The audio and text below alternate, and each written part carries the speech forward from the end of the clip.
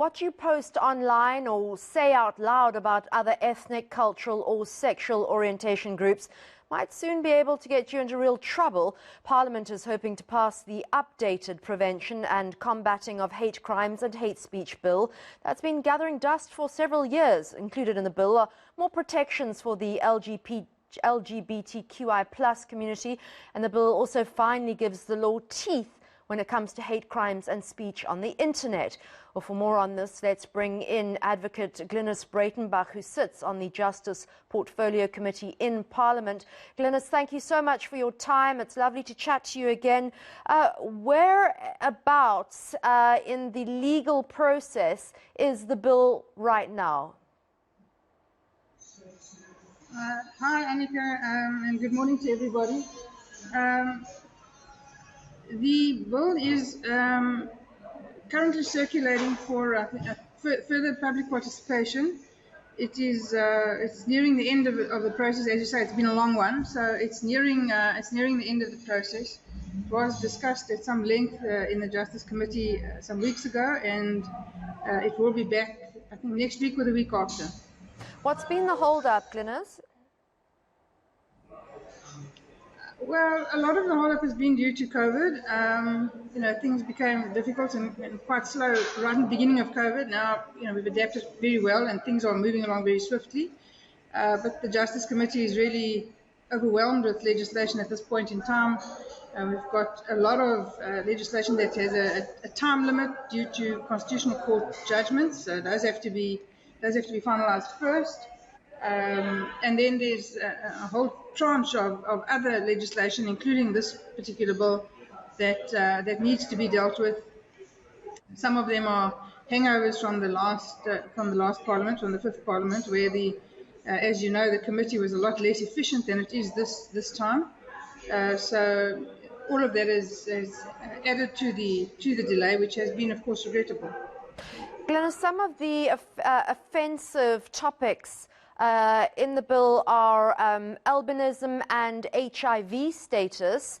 What are some of the other groupings that would be considered to be a hate speech or a hate crime? The bill is in its current iteration is quite wide and accommodates most marginalised groups. So I really think that it's a great improvement. To single out groupings at this point, I don't think will be helpful. But it has been broadened and is inclusive rather than exclusive, which makes it, as it stands, a much better, more efficient and more palatable piece of legislation. It also talks about the internet and social media, which I think is a great relief, especially for people who are constantly trolled on Twitter and other social media platforms. Gyniis, what's going on there? I'm sorry, I'm in a place where I can't control the people behind me. Oh, don't worry about them. We can hear you well. Gyniis, just to repeat that question, the bill talks about social media, and that would include trolling and passing on offensive messages on WhatsApp. Certainly, which is a great victory. Trolling and passing on messages on WhatsApp is very problematic. Other social media platforms as well. It puts a brake on what people can, the offensive material that people can pass on carelessly, recklessly, not caring whether it's true or not caring whether it's lawful or not. It brings consequences for that kind of thing and allows a much better scope for applying to social media platforms to control the behavior of their participants. So in that regard, it will be very useful.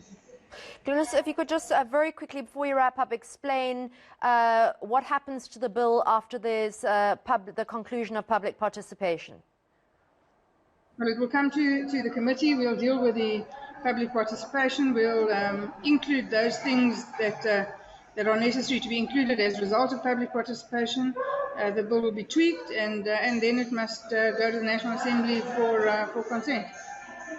Thank you so much. That was Advocate Gyniis Breytenbach, who's an MP. She sits on the Justice Portfolio Committee.